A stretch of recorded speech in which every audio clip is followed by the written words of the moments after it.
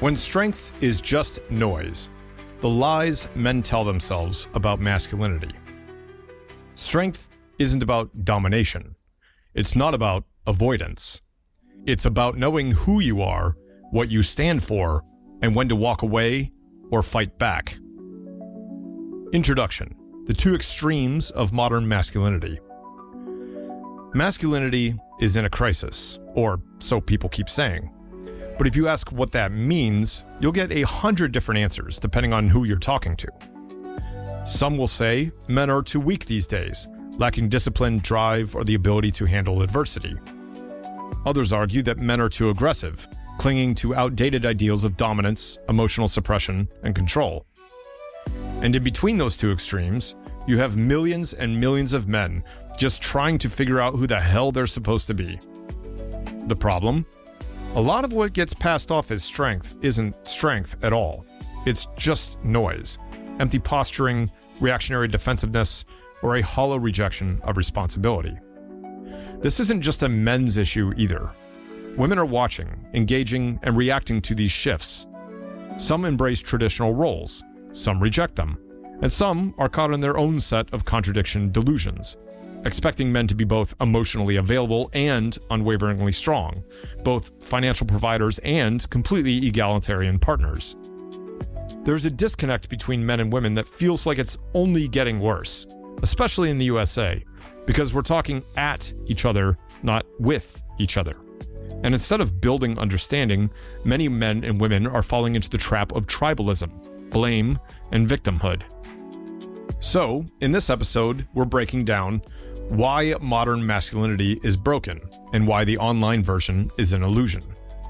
The two major lies men tell themselves about strength. Why men and women will never be exactly the same, and why that's a really good thing. The real difference between understanding the opposite sex and just projecting your frustrations onto them. What true masculinity and femininity can look like in a world that's lost the plot. So let's get into it. 1. The two lies of modern masculinity. When you look at the online discourse around masculinity, you see two major narratives forming. Lie number 1, the hyper-masculine posturing. Real men are all warriors. Women should submit. If you're not dominating, you're weak. And look, I get it. Speaking from a spiral dynamics perspective, I absolutely love tapping into the red side of me when necessary. Yet, I'm also extremely intentional about when I do, and I recognize what that is. Lie number 2, the passive opt-out. Nothing matters. Women are all the same. Just go MGTOW and check out. And look, I get this too. It can be terrible out there, especially if you look at substance first and looks last, and want someone or someones in your life just committed to growth. Just that low bar right there. Not being perfect, just committing to growth. If you become good at spotting the wrong ones, it can feel like all the good ones are taken. However, both of these are cowardly in their own way. Lie number 1, strength equals domination. Some men believe strength means being feared, being aggressive, and never showing emotion. They think if they lift enough weight, make enough money, and control enough people, they'll be real men. But real strength isn't about control, it's about mastery over yourself, not others. A strong man isn't just physically fit, he's disciplined. A strong man doesn't need to dominate women, he understands them. A strong man isn't emotionally numb, he feels deeply and controls his emotions instead of being controlled by them. And that goes for women too. Emotional regulation is hugely important. The loudest guys preaching strength online are quite often the weakest ones. Not physically, of course, but they rely on externals, money, status, muscles, control, instead of internals, character, resilience, wisdom. And of course, they tend to attract the wrong kind of women. Sure, many of these women might be hot on the outside, yet they're hideous on the inside. And round we go. If your entire sense of self is built on power over others, what happens when you lose it? When you're out-earned? when a stronger man walks into the room, when your partner leaves. If your identity crumbles in those moments, then what you had wasn't strength, it was just an illusion. Lie number 2, opting out equals strength. On the flip side, some men, legitimately and terribly burned by bad experiences with women, relationships, or society, decide to check out completely and permanently. They claim to have figured it out and say things like, "Modern women aren't worth it. The system is against men. Just get your bag, go MGTOW, and live alone." This is just another form of weakness. And look, I get it. It's tough out there when you wake up and realize you've been fed a fairy tale your entire fucking life. That's really, really tough. Yet, giving up on building connections, understanding people, or leading a fulfilling life isn't strength. It's surrender. It's different from consciously choosing to live a certain way. For example, monk mode or prioritizing personal growth. Strength means making choices based on self-awareness and vision, not on bitterness and avoidance. Men who check out permanently aren't unplugging from the matrix. They're just choosing a different kind of dependency, one where their identity is shaped by what they're rejecting instead of what they're building. If you claim to be a man of discipline and purpose, then that means facing the world as it is and figuring out how to work within the system, no matter how flawed you think the system is, not running from it. 2.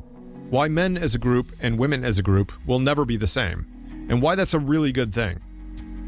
One of the dumbest ideas floating around today is that men and women are exactly the same. We are not. Biologically, neurologically, emotionally. As groups, we're wired differently. And of course, there's outliers. Just because we're wired differently as a group doesn't mean that there are men that are very feminine or women that are very masculine. I personally love women that are masculine, but that's just me, because I resonate with that energy. That certainly doesn't mean that one is better than the other. It just means we complement each other. The reality check. Stop trying to make everything same.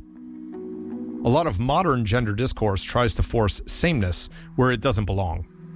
But true equality isn't about erasing differences, it's about recognizing them and playing to their strengths. Women, on average, are more emotionally attuned and compete covertly. Men, on average, are more risk-taking and physically aggressive and compete overtly. Women, on average, tend to build social cohesion and focus on relationships. Men, on average, tend to compete more, at least visibly or overtly, and seek external achievement. These are general tendencies, not absolute rules, but they exist for a reason. And trying to flatten everything into some utopian idea of total sameness erases what makes men and women so valuable to each other. The ludicrousness of men and women are the same thinking. If you really truly believe men and women are identical, ask yourself, why do women tend to select for taller, stronger, and more dominant partners across cultures? Why do men tend to be drawn to youth, beauty, and fertility across cultures? Why do male and female brains tend to process stress, risk, and emotions differently? Denying biological realities only makes things more confusing. Instead of trying to make men more like women, or women more like men, which clearly isn't working at all, the better approach is, men should understand women, not just complain about them. Women should understand men, not just demand things from them. And both should respect what the other brings to a truly fulfilling life. Not the table. We aren't knights in King Arthur's court. Consider this. Thinking about a table is in itself kind of materialistic. Instead of fighting for some non-existent perfect balance where we all act the same, the real way to win is recognizing that we each have strengths and weaknesses, and that's why we need each other. 3. The real way to be strong in a world that's lost the plot. If you want real strength, here's what it actually looks like. Master yourself before you try and lead others. If we can't control our emotions, our finances, our health, or our impulses, We have no business calling ourselves strong, whether we're a man or a woman. Strength starts with discipline, and that includes knowing when to unleash aggression and when to keep it in check. Anger, aggression, and even violence are tools. They're neither good nor bad on their own. But like any tool, if you don't know how to wield them, they can cause more harm than good. A truly strong man isn't one who suppresses his aggression until it explodes. He's one who understands its purpose and can control it at will. You should be able to pull aggression out when it's absolutely necessary. You should also be able to put it away just as easily. And most importantly, you should never let it control you. Unchecked aggression isn't strength, it's weakness in disguise. If anger masters you instead of the other way around, you're not strong, you're just volatile. Real strength is the ability to access your power without being ruled by it. Build, don't just consume. If your life revolves around reacting to things, news, women, men, politics, culture wars, instead of being proactive and figuring shit out, you're not leading, you're following. Strong people create. Weak people complain with no real solutions. Own your choices. If you want to be traditional, be traditional.